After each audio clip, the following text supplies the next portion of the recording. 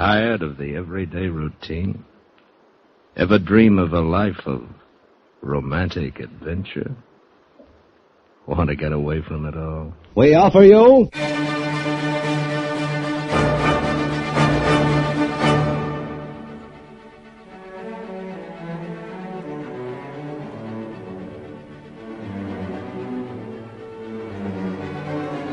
What's up, guys? Welcome to Breaking Walls, episode number 44. My name is James Scully. Happy Halloween to you. And today, on our third podcast installment in the month of fear, I sit down with Illustrator and illustration professor Cheryl Gross for a conversation about the ways in which Cheryl uses fear in her artwork, be it experiences that she's already had in her life, or be it things that she can do to invoke a certain kind of emotion from the viewer themselves as they view her art.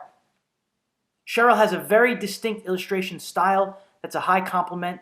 If you look at her work, you'll remember it immediately. And we get into what it was like for her to grow up in Brooklyn, what it was like for her to decide that she wanted to go back to school to be a teacher, where she's at right now, what the Z factor is, where she's going down the road. And I want to thank Cheryl for giving me her time.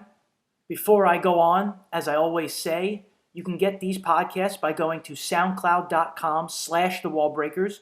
You can also find us on iTunes by searching for the WallBreakers. If you're going to do either of those things, please rate us, review us, tell a friend, tell two friends. Word of mouth spreads conscious conversations like these around. Also, haven't been vocalizing as much lately, but if you can't find us in either of those two locations for some reason, check out thewallbreakers.com. We're on there on thewallbreakers.com, the hub for all things creativity under the WallBreakers banner. If you're interested also in purchasing some photography around New York City, check out the wallbreakers.pixieset.com. That's my personal photography. I haven't really been publicizing that too much, but I figured let you guys know. I hope that today, Monday, October 31st, you're in the Halloween spirit. You're maybe being a little bit mischievous. You're thinking about what kind of ridiculous outfit or costume should I wear to work today to have a good time. And I hope that things have been going well in your life this month in October. It's important to me to try to deliver these podcasts to you on a timely fashion. I know that sometimes the dates are a little bit incongruous month to month, so I'm going to try to continue to give you guys as much notice as possible. Going forward, I'm going to try to release between 2 and 3 podcasts a month and slowly be able to put them on a set schedule. Also, I'm very curious if there's people that you guys would like to hear interviewed. Please reach out to me. Let me know. Cheryl is a professor at Pratt Institute. I am a graduate of Pratt Institute, but I didn't know Cheryl she was never my professor while I was in college. We met through third parties because of the kinds of networks that we've formed, and so much of life is that way. I'm not going to take up any more time on this open. I want to get right into the body of this podcast, so please stay tuned for Breaking Walls, episode number 44 with Cheryl Gross, right after this brief pause.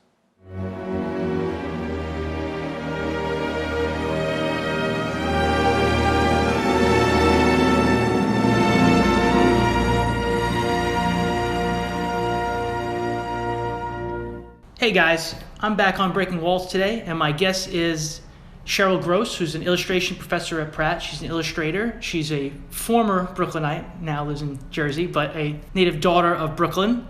And with it being October and the month of fear on the WallBreakers, I wanted to sit and talk with Cheryl about how she uses fear in her work and, things that you've gone through in your life that probably contribute to that as well. So welcome. Thank you so much. Thank you for having me. As a native Brooklynite, talk to me about growing up in Brooklyn. We were talking a few minutes ago about, your father came from Coney Island, you lived in Ocean Parkway, and you lived all over the place. Obviously, Brooklyn is a forever evolving and revolving place and a different place to grow up in, but you said you're a baby boomer, so you've lived through the gas crisis. You lived in Soho in the 80s, the cocaine, era. Oh, I miss the cocaine. Do you? What does it mean then? What does it mean to you to be someone who comes from Brooklyn? Because that is the thing, right? You go anywhere in the world and you say, I come from Brooklyn, New York, and everybody, for the most part, if you come from a developed country, knows what that means. So to you, when you think of that, what are some things that come to mind? You ever seen the movie Casablanca? Of course, yeah. And I think at one point Humphrey Bogart was talking to one of the Nazis or whatever, And the Nazi was like getting tough with him, and Humphrey Bogart said, hey, there are places in New York that you wouldn't even survive. And he was talking about like Hell's Kitchen or whatever. And Brooklyn to me is very much like that. It's a place where you grew up and everybody knew each other. You played stickball. You went to school. You just it's like a starting point for preparing you for the rest of the world. No matter where you go, you will always have that edge. You will always be able to protect yourself. You will always have that toughness, quote unquote toughness, that people say that people associate New Yorkers with, especially Brooklynites. Now, is that the friction caused by so many different cultures living in such close quarters? Because like people, when they say about the melting pot of New York, they act like it was like the Sound of Music, like everybody, but people didn't like each other. You were different. Scorsese tells this story of growing up in Little Italy, where whatever his address was, if his family was from Naples and that building was Naples, if you liked a girl who lived 2 houses down, but that was the Sicilian building, that was a no-no. You couldn't do that. So like people don't realize that. No, that's exactly the way it is, or the way it was, or maybe still is. I don't know. I grew up on Ocean Parkway, few blocks from the park, Prospect Park, and if you went around the corner, where I lived on Ocean Parkway, it was primarily Jewish, and you had people that were interesting, like you had beatniks, you had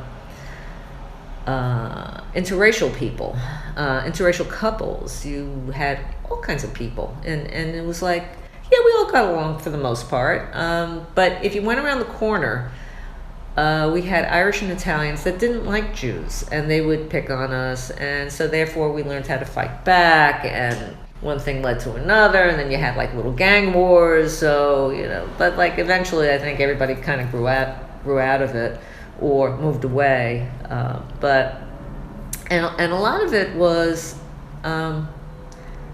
perpetuated by just people wanting to be the same. They just liked sameness, and in a place like Brooklyn, that just doesn't exist, and I don't think it ever will exist. I think you will always have pockets, at least pockets in Brooklyn, where you have all kinds of different people living together. But do you think the sameness that people are seeking when they do that, and recently, topically, there was this skit that they did on SNL where Tom Hanks was the host recently. Yeah. It was, I don't know if you've seen it, it was Black Jeopardy. Yeah, Black. And Tom Hanks plays, love that. It was great, and he plays a redneck, and essentially it's showing, hey, you guys who think you're so different, you're actually very similar to each other. So we live now in an era where there's anti-bullying campaigns and, someone say the participation award era. And the things that you had to face as a young Jewish girl growing up in Brooklyn, getting bullied and things like that, are there elements of that are unfortunately good to deal with at a young age, because at some point in time somebody's gonna challenge you in life, and you have to feel confident enough in who you are to not back down? Is that important, that the edge that you have coming from New York, that in some ways it remains because you're going to be able to take that with you? Yes. Okay. I think it's unfortunate that I had to go through it. I think it's unfortunate that people have to go through it. But yes, it's something that I learned how to cope, and I learned survival tactics. Like when I was in, I think, 3rd grade, it was like the civil rights movement, and they started implementing busing from schools like from neighborhoods like Red Hook, which were predominantly black. Not that Red Hook was black, but the projects were black. So they started busing in kids from there, and they bused them into a middle class neighborhood, a white middle class neighborhood. So you had that clash immediately. You had the blacks against the whites. It was like, okay, great. And not that we were. I was brought up to respect everyone, and it didn't matter. But when you're confronted with like somebody that wants to beat you up, and it's just blind. It's blind hate. You have to learn how to outsmart them, and that's what I did. So I learned how to outsmart people, and fortunately, I was able to take a step back and later in life and assess like different situations, work situations, personal situations, say, okay, this is what's going on. Let me try to not manipulate, but maneuver through it. Yeah, right. And so that's very important. Well, very because important to learn. we're going to have to maneuver through things no matter where we want to go in life, right? There's going to be. I recently watched this 6-part mini documentary on the American mob and the Italian mob from the 70s onward, essentially the fall of the mob. Yeah. And I came away from it thinking that, Giuliani did a really good job of using RICO to bust the mob. But, they made it seem on this documentary like destroying the mob rooted out all this corruption in these, different areas of government or industry. And I thought to myself, well, no, you just gave it a different face. Like, yeah, you destroyed the mob, but you didn't destroy corruption. So we can say like anti-bullying campaigns and things like that. But there's all kinds of passive-aggressive behavior that happen in the workplace. Things like it's still bullying with a different title, and we're going to have to learn how to outsmart that, right? Because, I don't know, you can't just tell everybody off all the time because then you wind up broke, alone, and nobody wants to deal with you. Yeah. Well, also, I think it's interesting. I find it very interesting that bullying is somewhat celebrated these days. As in the election, and just Governor Christie in New Jersey. He's a huge bully. The whole Bridgegate thing, and like a lot of people really respected him for his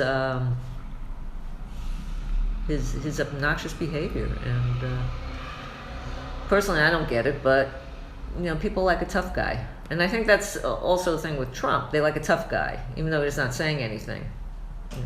Well, and that's, I guess, the difference between, say, a Mayor LaGuardia, who was tough, but he also had real ideas and real policies and set things in place, right?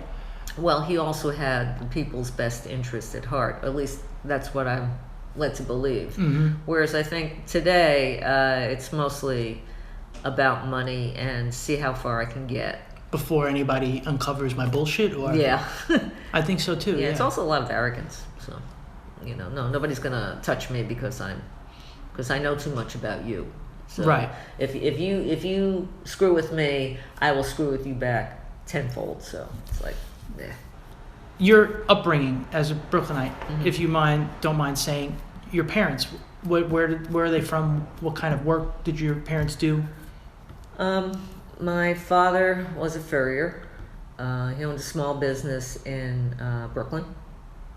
So I essentially grew up in a fur store, and his father worked there, and a few of our other relatives worked there, and then we had like these 2 other women that worked there. They're no relation. Then my mother eventually decided to take over and oversee the business because my father wasn't a good businessman. He was more of an artist. Mm-hmm. So that's where I spent a lot of time. Now, your earliest artistic inspiration and memories, they come from your father? No,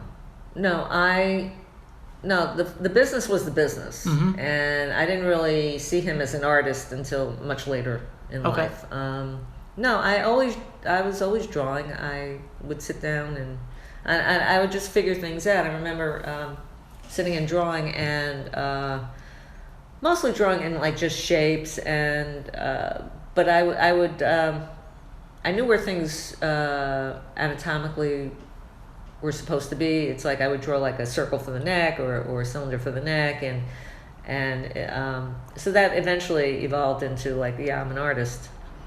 Were your parents always supportive of you becoming a professional artist? No, my father wanted me to be a doctor, and my mother, my sister was emotionally challenged, so my mother was mostly busy with her, and who was also an artist, by the way. It turns out that on my mother's side, we have a lot of artists. Interesting. Yeah, so I always thought it was just me and my sister, but it's really something that we inherited. Mm-hmm. When you make the decision then that you're going to, pursue this path as an adult, do you have to say to yourself, these people that I love, my mother and my father, screw them, I'm going to do what I want to do? Is that in some ways how the approach that you have to have?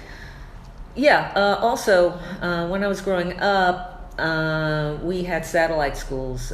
So I wound up going to the High School of Art and Design, and as I said, it was the civil rights movement, and there was a lot of there was a lot of racism and craziness happening at that point in time, and we didn't have the same laws or regulations that we have now.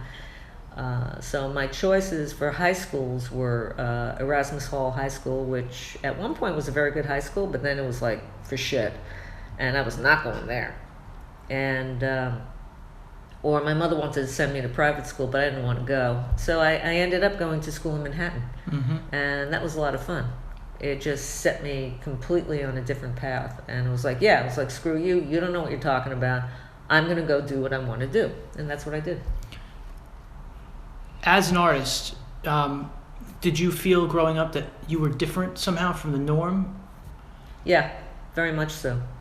Yeah, as a matter of fact, there were times when like I would express I remember when I was a kid, I think I was in junior high school, and we had a science teacher, and she went off and she got married, and she took her husband's name, and I remember saying, I don't understand why she took her husband's name, because she already has a name.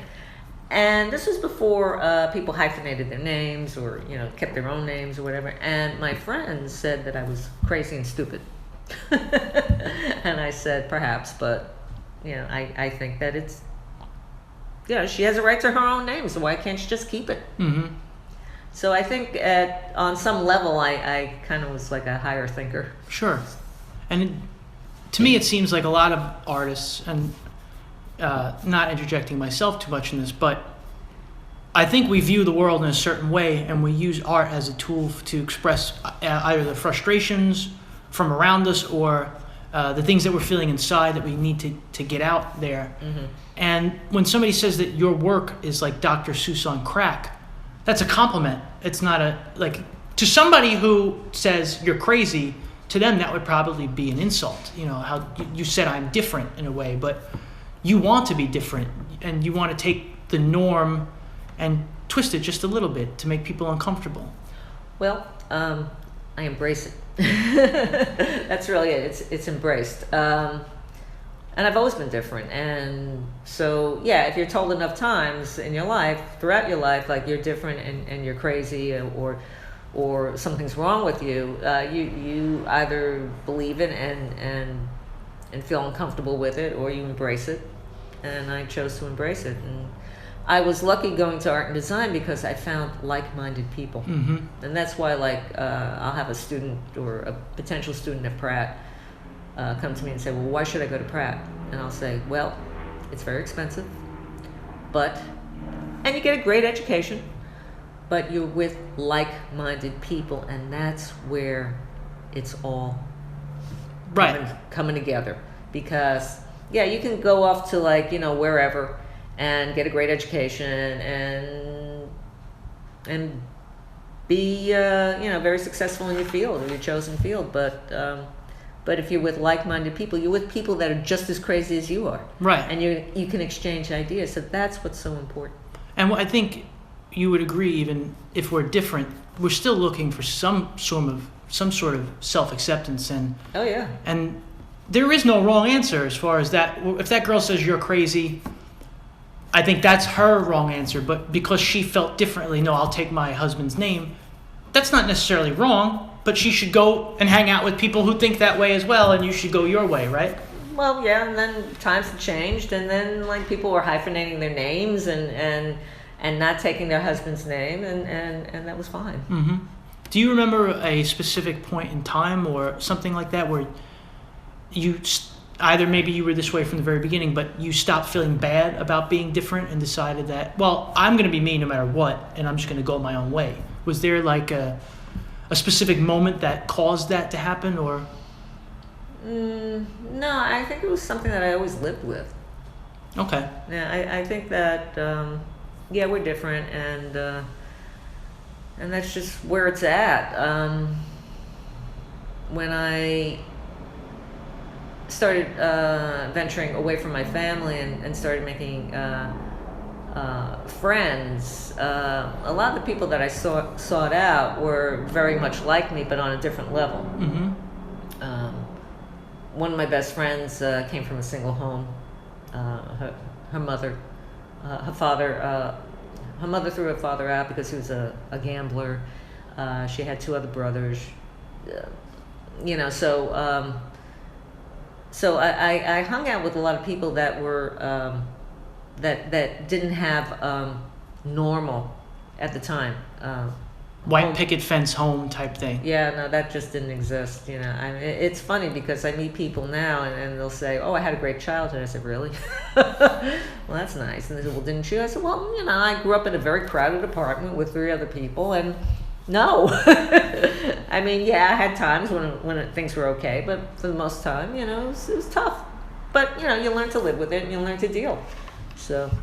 And I think maybe is that part of what fuels the inspiration to go to an art school or things like that? Because did you look at the typical way that life was being lived, and you saw a gray path that you didn't want to go down, and full of things that weren't appealing to you, probably?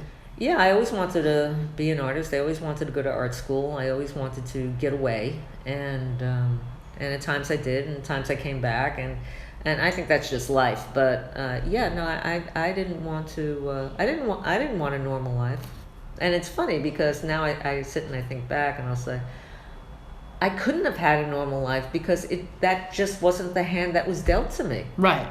Yeah, absolutely. I had a different situation. I had to deal with different problems, and there was no way that I could have just gone off and gotten married and had the 2-point whatever children and live in the suburbs, and that just wasn't me. And it is boring. And as a Brooklynite or a New Yorker, I don't think we're wired for that, really. If you move to Stamford, Connecticut tomorrow, you'd be looking to leave probably within 3 weeks because there would be no excitement, nothing going on. Well, there's always Metro North. Oh, that's true. Yeah. But I like the excitement of the city. I lived in the country for 8 years, and that was fun. It was nice. It was beautiful. It smelled good. The people were okay. But when I came back to the city, I remember being in bed and listening to the street sounds. And I said, wow, I really miss that. Yeah. I miss the cars honking. I miss the sirens. I miss people screaming on the streets. Leave me alone. Isn't that it's life? It's like life happening around us, like real life. That's not tied to us. It's we're just voyeurs to it.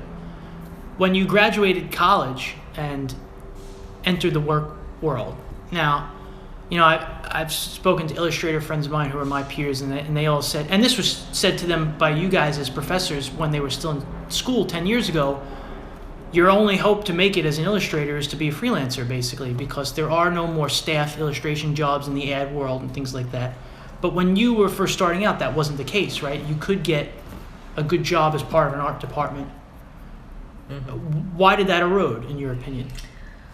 Well, first off, I didn't graduate college when I was supposed to. Okay. I left school, I went and I had a career, and then I decided to go back to school because I decided at some point I wanted to teach. Mm-hmm. So that's how I ended up at Pratt. So why did it erode? Well, again, I think that I think that it was just expensive for companies to keep staff illustrators. Also, the newspapers were shifting.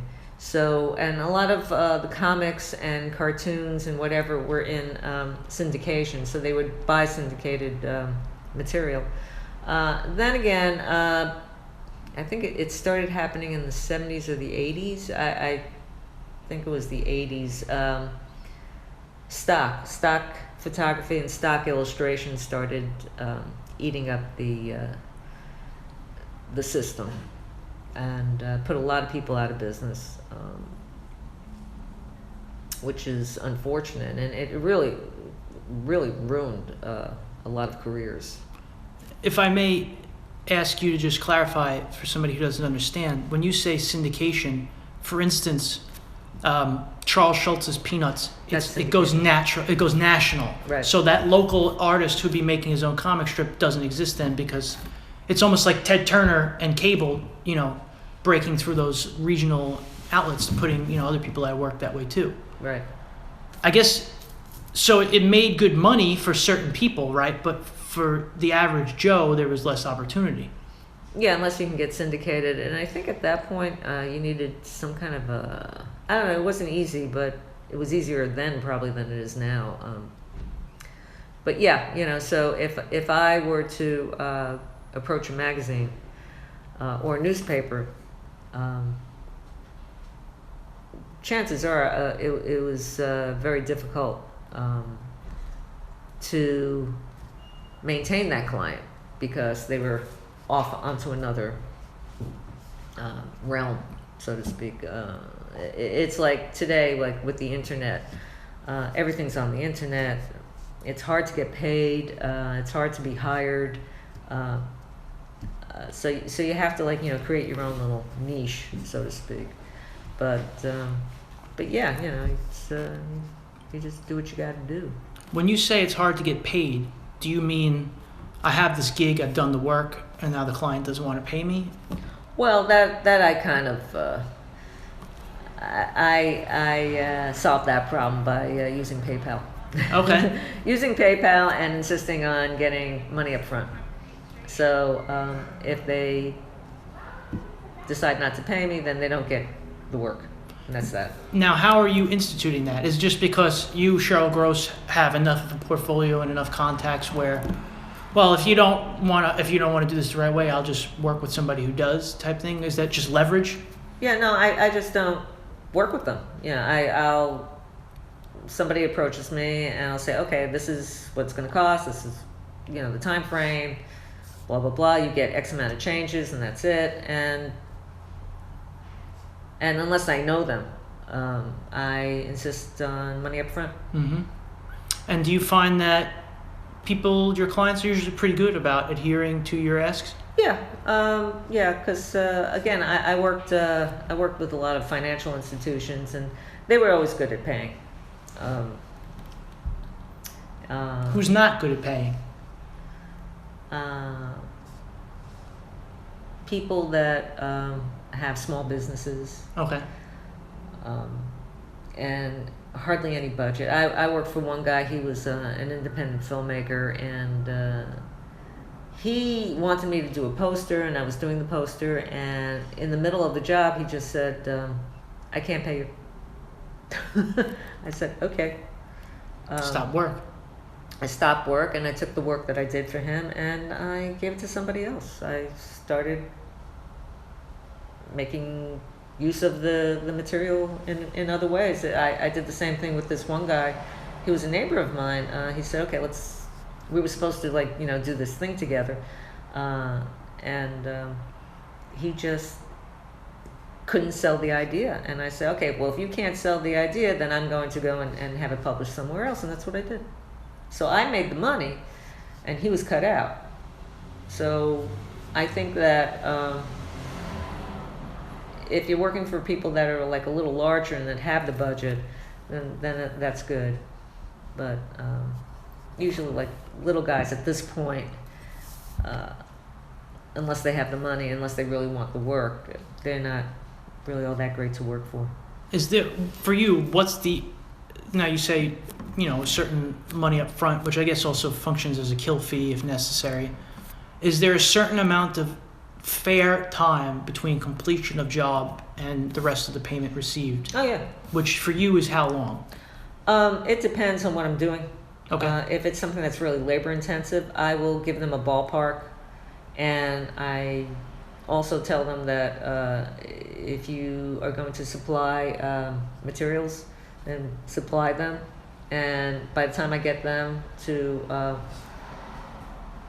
then I'll start working on the job. I'll start showing them progress and sketches and whatever, approvals, and so usually a job will take about, if it's a black and white, pen and ink, something like that, it'll take like a few days. at most. Mm-hmm. And that's only if there are no changes involved. Right. I did a job recently where I did like 13 drawings, and I think there was only one change that the guy wanted. And he was a great client. So. Now, do you attribute any of that to, and I know we're talking mostly business right now, but do you attribute any of that to you just knowing your craft and knowing your audience, so you know how to get it done without there being minimal changes? Or is that also sometimes good clients to work, it's a balance there, I guess, as well, right? Because it's good clients to work with who are open to your suggestions? Well, yeah, I know what I'm doing, and it also depends on the client. Like sometimes people like to micromanage, and there was something recently on the internet. I think Toulouse-Lautrec poster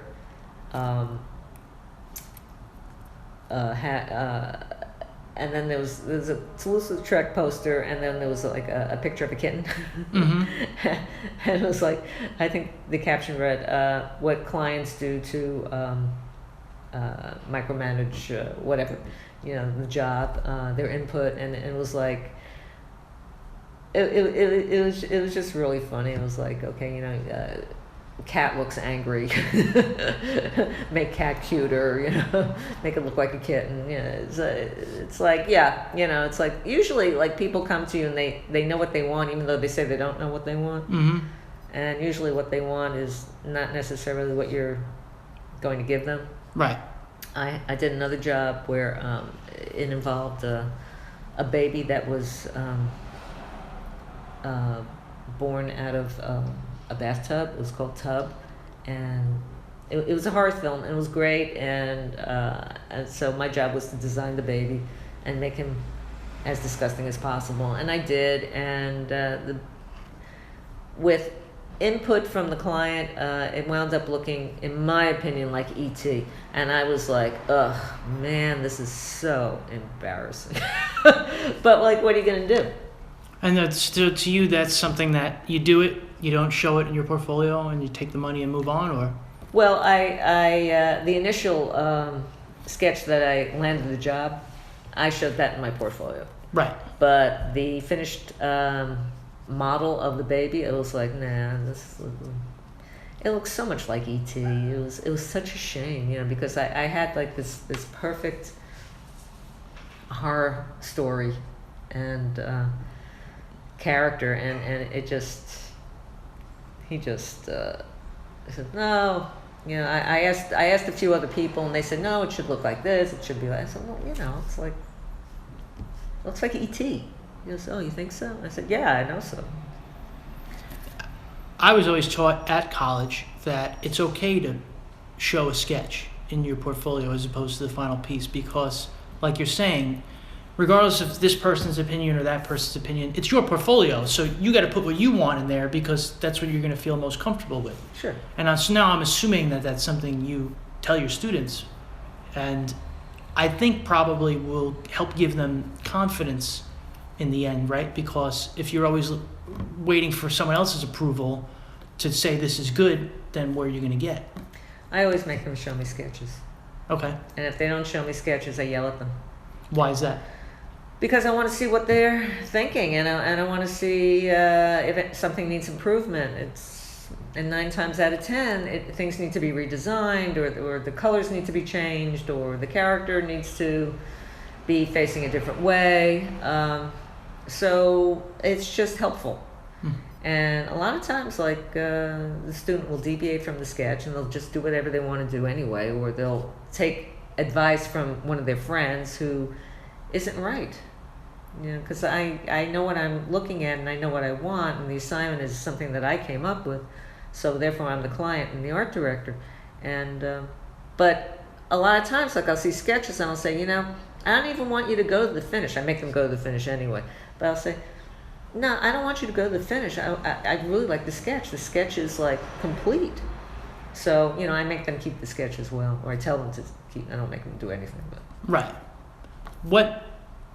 When you decided that you wanted to become a teacher, why? So what went into that thinking? Well, I wanted to give something back. Okay. I felt that I was getting older.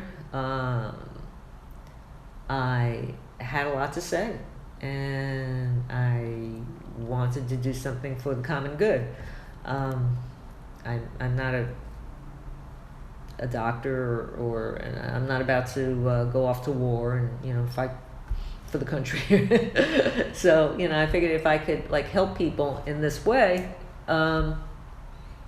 it would be okay. It would be fun, and I also enjoy it. I really like my students, and I like teaching. And it's a two-way relationship too, right? I mean, Absolutely. You're learning from them. You're staying connected. I learn a great deal from my students. I don't know if they know how much I learn from them, but I learn a great deal, and also I come from a different generation. For them, they have a whole different mindset. They're tattooed, but they're not just tattooed. They're really tattooed, and they listen to different music, and they have a whole different way of looking at the world. Whereas I don't come from that, but it doesn't mean that I can't be open to it. Right. And it's like people say, "Oh, I think tattoos are ugly." I say, "No, I think they're great, because it's body art." Mm-hmm. And when I was growing up, tattooing in New York was illegal. Right. Absolutely. Now it's not. Now it's like all the rage, and it's amazing to me. It's just that's something that I embrace. I really like young thinking, or that type of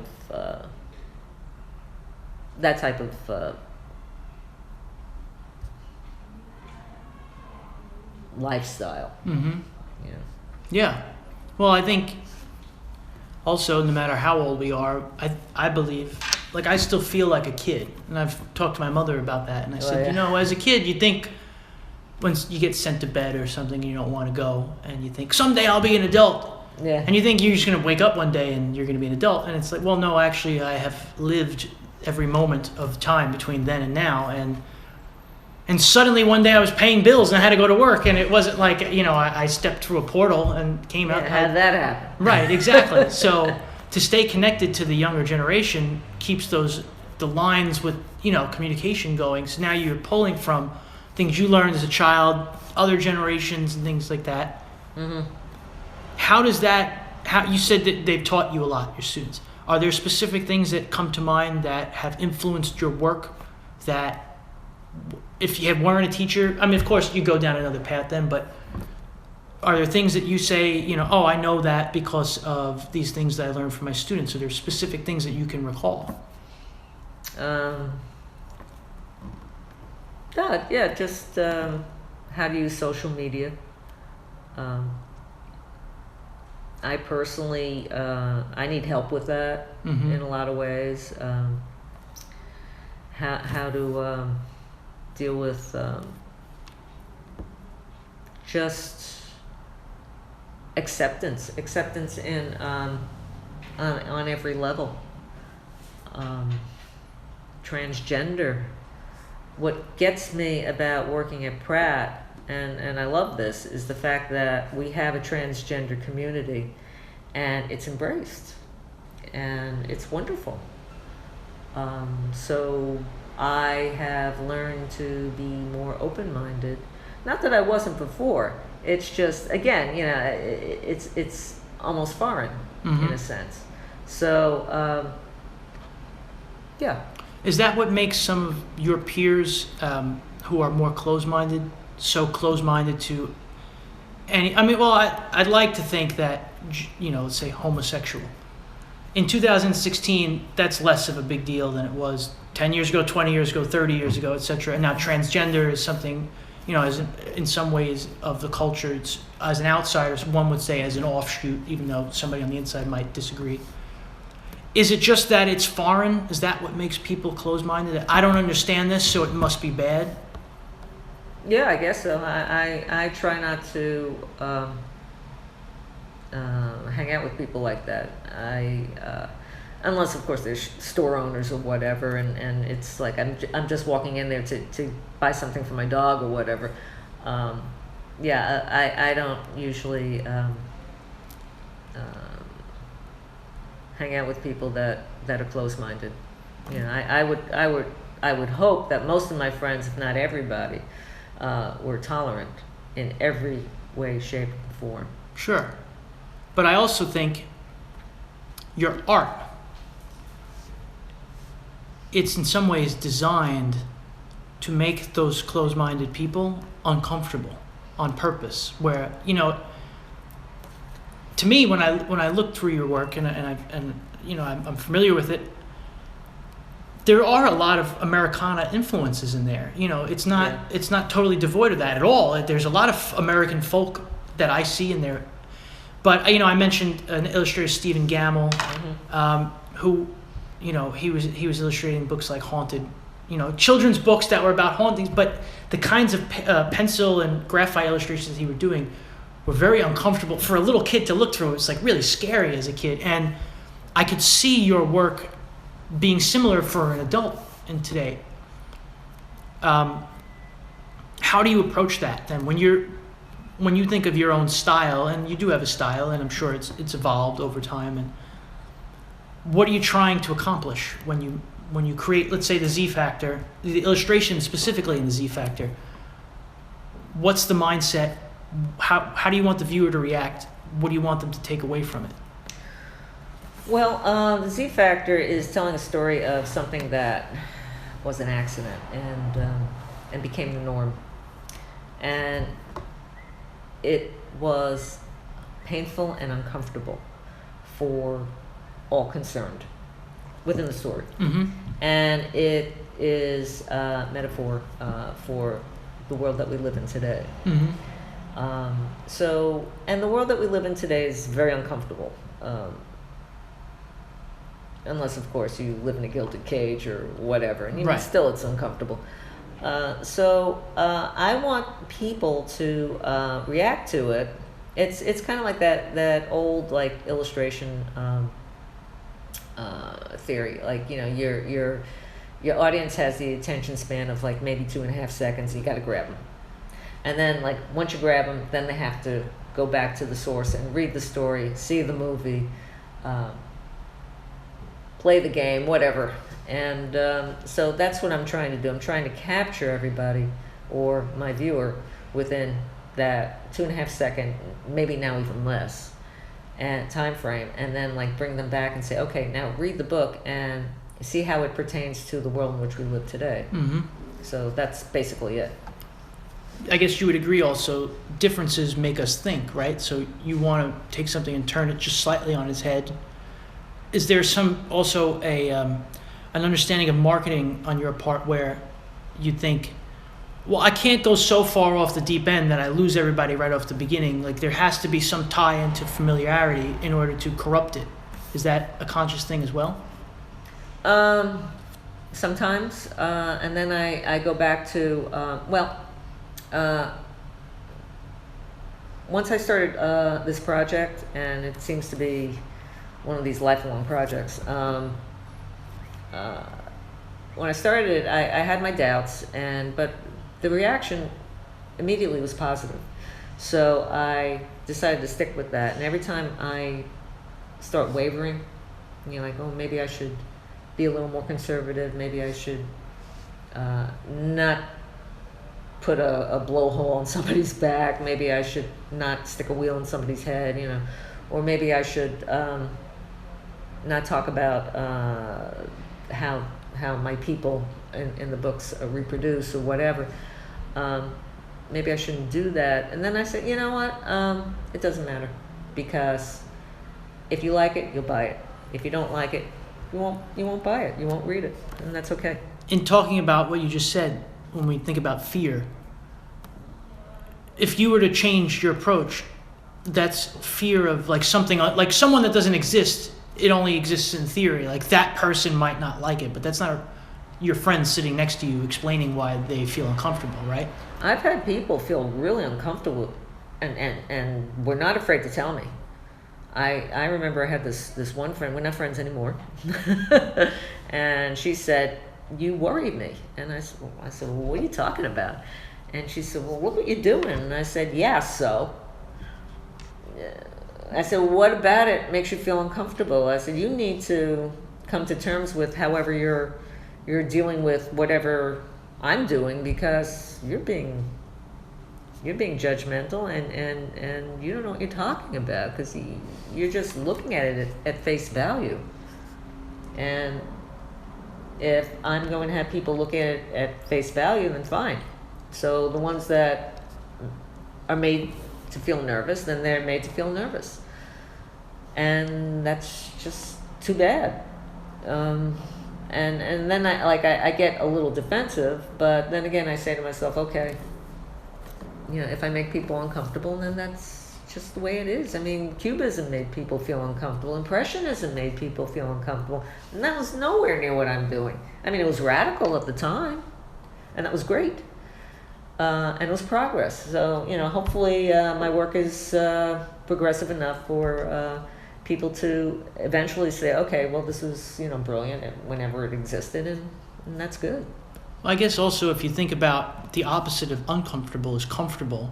Yeah. And what growth occurs when you're comfortable. Now, I guess you can grow when you're comfortable, but they say Sure. Comfort's the quickest way to stagnancy. That's something I've heard before. Oh, really? In some ways. Mm-hmm. Is the Z Factor the longest continuous project that you've ever worked on in your whole career? I would say yes, and I think that it started when I was very, very, very, very young. And I think it's something that I had put aside, I put it aside to learn other things, and then I came back to it in 2007. I was reintroduced to this sort of art form, basically by accident, because it was something that I always used to doodle, and I never really took seriously because I was trying to be a serious painter. Mm-hmm. And I had a professor say to me, you do a lot of things, and you do a lot of things well. He said, but I want to see you do something that's completely you, totally you. And that's how the Z Factor came about. And that's how all the drawings came about, because it started with the drawings. Mm-hmm. And then it just evolved into a thesis and a term paper and all that, So you didn't have the story written, you drew it, and the story was up here somewhere, obviously, in the mind. Somewhere. Right. What were you exercising then to put this on paper like that, if it was from such a young age that you've had it in you? It was just something that I was always drawing when I was a kid. I always loved pen and ink. And I was always doodling. And so it's just something that I would do cartoons and just work that way. And so it was always there. It just the seriousness of the actual art form that it has become was put on hold until recently. Do you worry? I saw a TED Talk once with a woman named Elizabeth Gilbert who wrote the book Eat, Pray, Love. Yes, I know. We lived in the same town. Okay. Yeah, I met Liz Gilbert a few times, and I have stories about her, but but she's cool. Yeah. On that TED Talk, she talked about knowing that you might have completed your magnum opus and you're 40 or whatever, and it's well, how do you make sure you're not drinking gin at 7 a.m. like Hemingway? Then after that, how do you move on? Is that a fear of yours that this has to be ongoing, the Z Factor, because where do you go when it's done? Is there a worry of that in your mind? Well, no, because it's not done, and I don't think it's going to be done for a while. And now you're saying that truthfully, it's not done. It's not that you're telling yourself that so that you can keep it going. It's that there's still things that. No, I feel that it's not done. I mean, it's like a play. It's several acts. It's like a building. It's different stories, different tiers. It's several. It's multifaceted. It goes off into other directions. there are sub stories within the story within the story, and then there are different characters, and so it could go on forever, and it doesn't have to go on forever. It can end. So, and once it does, if it does, then there's always something else to do. Yeah. I mean, Right. I can go off and travel for several years and then come back and say, okay, now I'm going to do this or whatever. I think when you're a creative person and you just have that need to create, it's like a calling in life. So even though like you may not work for a while, or you might switch styles, or you might grow in a different direction or whatever, I think that it's something that I know for me, I always need to do. Just to create in general. Just There's to create, an exercise whether it's writing or drawing, mostly drawing and mostly painting, and just writing about it. It makes things, it makes life a little more clear, Mm-hmm. and it keeps me in the direction where and focused. And somebody has to ask the questions, right? There's got to be someone in the world, even if this is a question, you're asking it by putting it on paper so that you're making people think. You want people to have the discussion. And Right. now, you were a professor at Pratt. I went to Pratt, but I was an illustrator, so I didn't have you in any courses. And I knew who you were in terms of like visually seeing you in the comedy halls, but my friends and peers that took you were incredibly complimentary of your teaching style for the entire time that I've known of your existence. Is there a higher compliment really that you can, as a professor, you can feel other than a student telling somebody else how much they learned from your class? And I feel like that's why you wanted to teach them.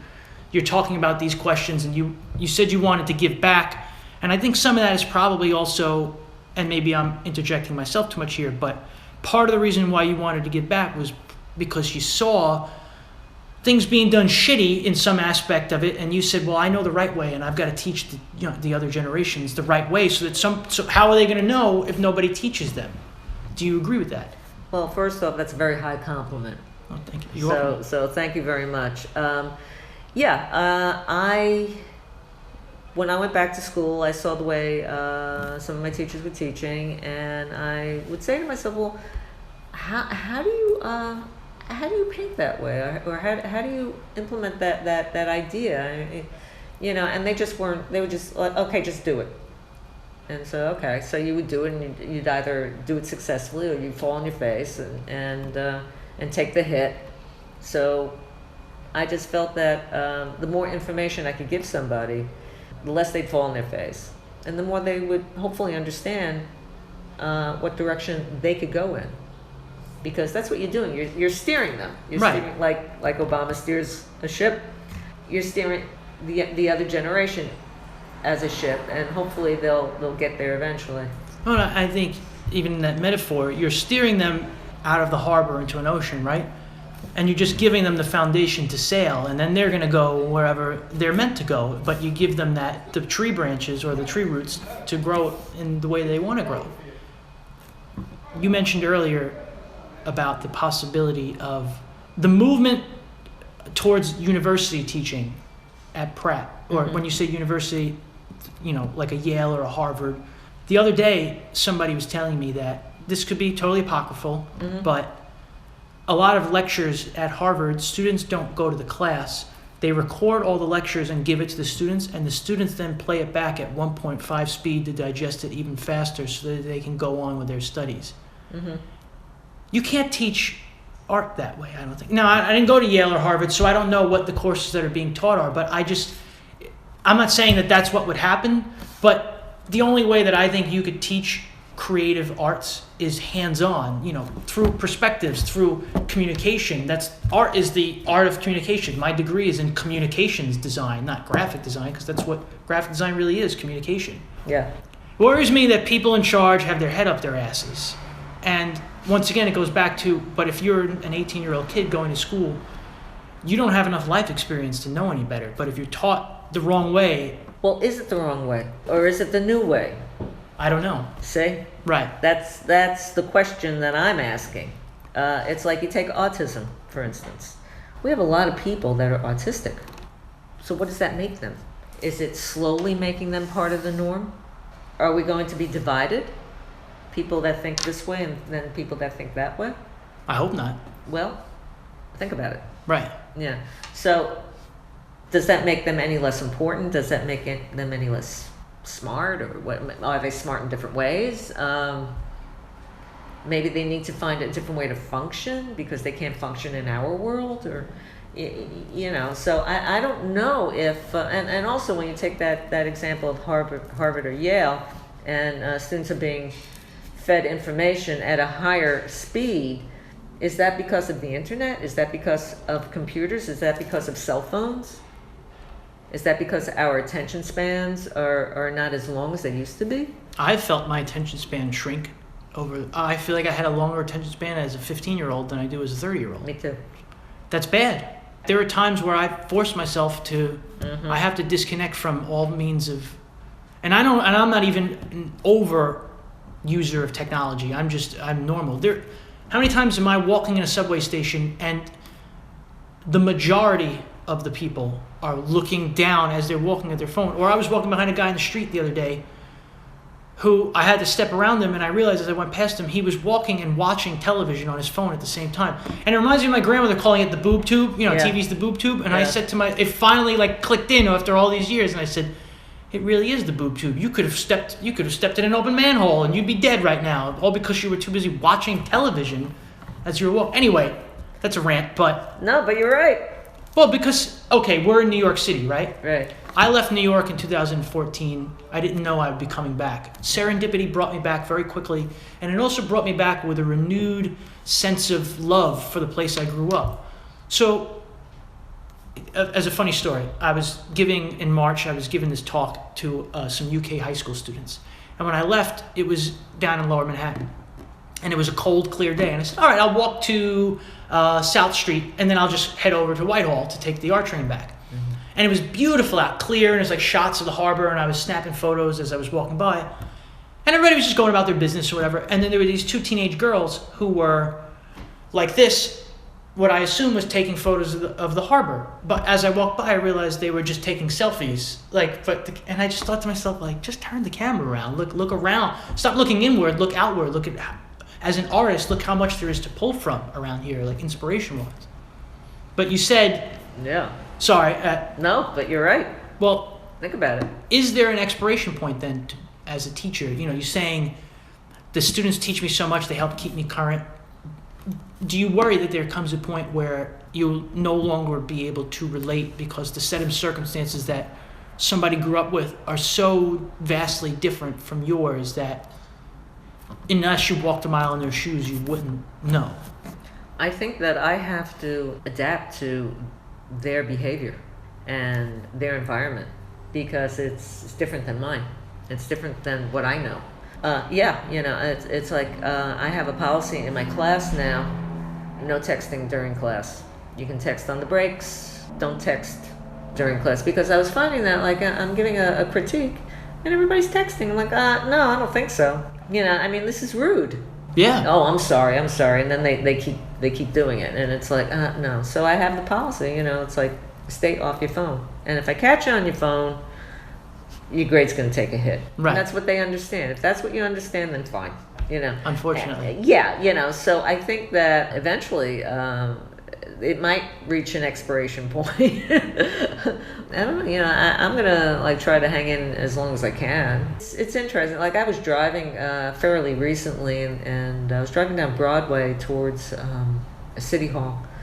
This young woman stepped out in front of my car on her phone, and I almost hit her.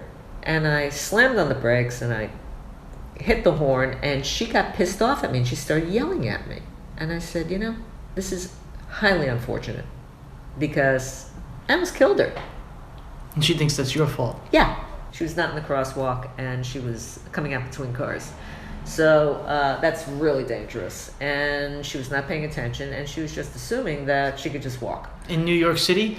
Yeah, downtown, crowded street, and I'm like, whoa, and I almost killed her. And she's like, hey, and I'm okay, goodbye. And I just went around her and kept going, and It was like, you dumb bitch, you know? It's like, wake up. Yeah, right? Well, that's a wake up. I'd like to think I'm still, a kid in a lot of ways, but I feel... Yeah, you are. Thank you. I'm glad I am. But I also, I find myself saying similar things to people all the time. Wake the fuck up. That's like what I want to tell people. I don't know if it was just my personal upbringing or whatever, but if you're in New York City, have your head on a swivel. You need to have your head on a swivel. Not like 'cause by choice. Like, no, you better have your head on a swivel.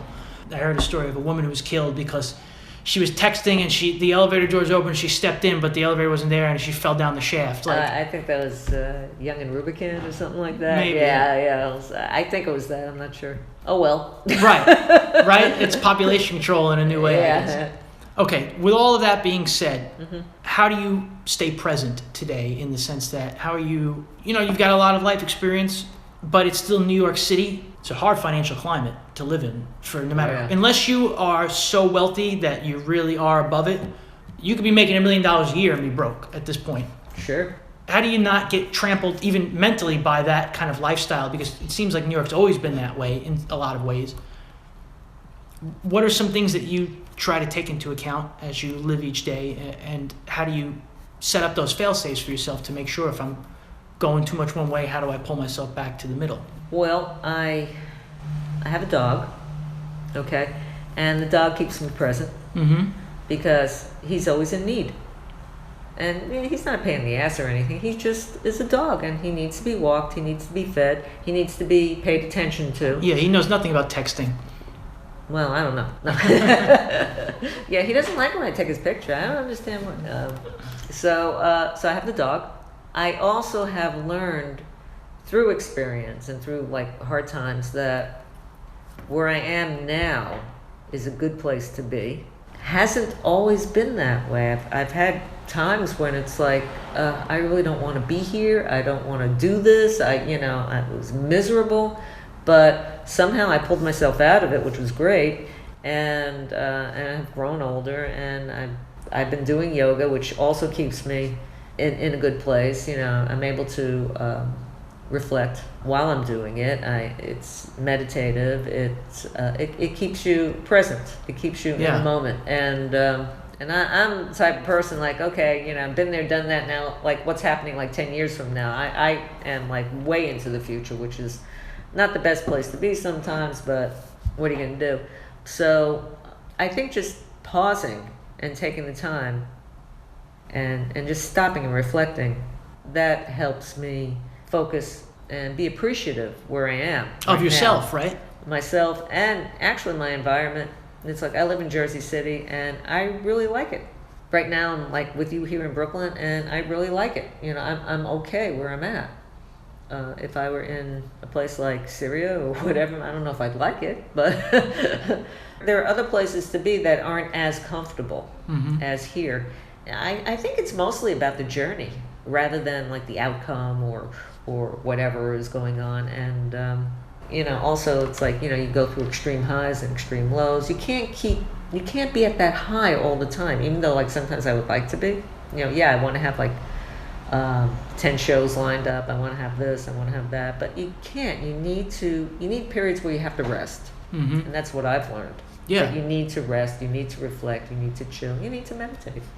A few months ago, I was feeling frustrated about my current place in the world, and some of that was feeling like I still had bad habits, internal habits that were holding me back for myself, that were keeping me isolated, and I didn't know how. Like I was essentially asked the universe, like, why am I still going through this? Like, why haven't I figured out the solution yet?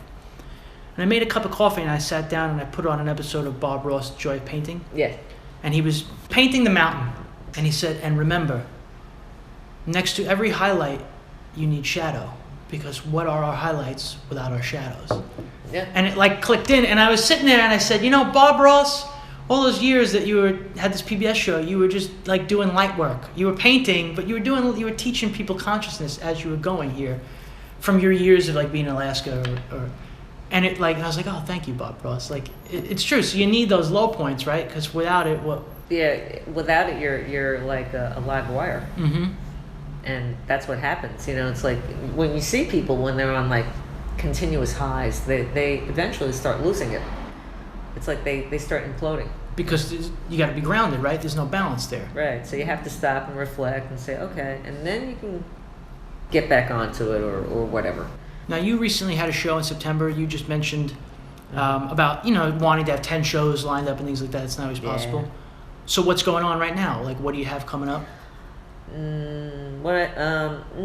Nothing. I have nothing coming up that's tangible. Right now, I'm applying for grants. I'm looking into residencies, local residencies, because I don't want to travel right now. It's not that I don't want to travel; it's I can't travel. Because the last time I traveled I had a residency in Germany, and that was for 3 months, so I was able to take a sabbatical. I can't take another sabbatical for like another 6 years, so if I want to go off on another journey like that, which would be great, because I'd love to do it, I can't, without losing your job. I don't want to lose the job.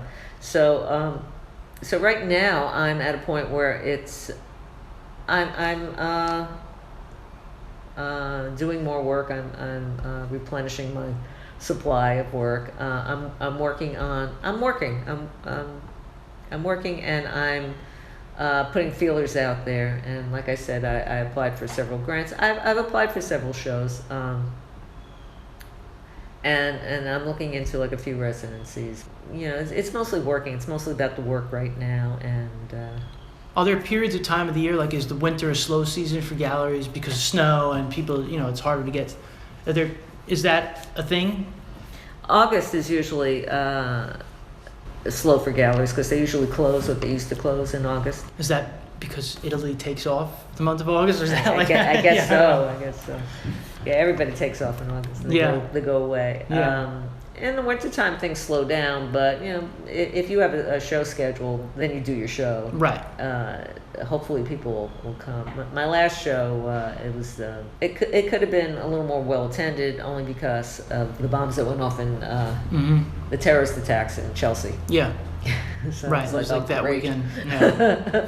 And I didn't hear about it till like well after it happened. I was like, oh shit. But that's what happened. That's right. Oh well. Yeah. What are you gonna do? Yeah, Thank God. It could have been worse. So. Right. Yeah. What would you like to tell an audience? Like, what are you looking to plug today? Not too much. Z Factor? Yeah, the Z Factor. Buy the book, see the movie, watch the play. Just look out for it. I have a blog that which is on WordPress, Z Factor 1, and also Greetings from Carpland, also on WordPress.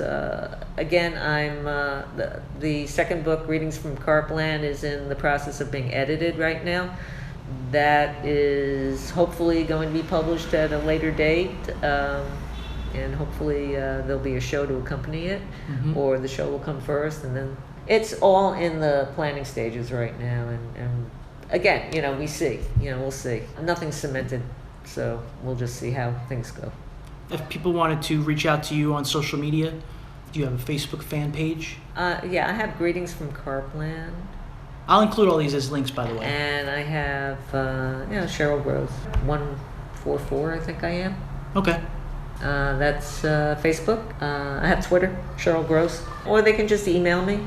It's cmmgross@gmail.com. So if they want to, send me some trashy emails, that's fine. Yeah. I am in Berlin. Well, not in Berlin. The Zebra Poetry Film Festival. I have an animation that is playing this weekend, probably tonight. Wow. I think tonight. It's in the town of Münster in Germany, and I wasn't able to go, but I'm here, and if you happen to be in Germany, then that would be great. Yeah, absolutely. If you're not in Germany, then that's still great, and I'm on Vimeo. But yeah, if they go to my website, cmgross.com, they can just get a handle on everything, my work, whatever. Cool. Is there anything that you feel like you wanted to say that we haven't talked about? No, I think we covered it all, and just want to thank you very much. It was terrific. Oh, well, first of all, thank you. You've given me your time, and I appreciate that very much. It's my pleasure. Cheryl, thank you so much again for your time. I really appreciate that. If you guys want to see Cheryl's work, as she just said there towards the end, be sure to go to cmgross.com. That's cmgross.com. That's Cheryl's portfolio site. From there, you can get more information about the Z Factor, which is also on her Vimeo page. You can also find more information about Greetings from Carpland. You can reach out to her. She's very open to giving people advice and paying the things that she's learned in her life forward.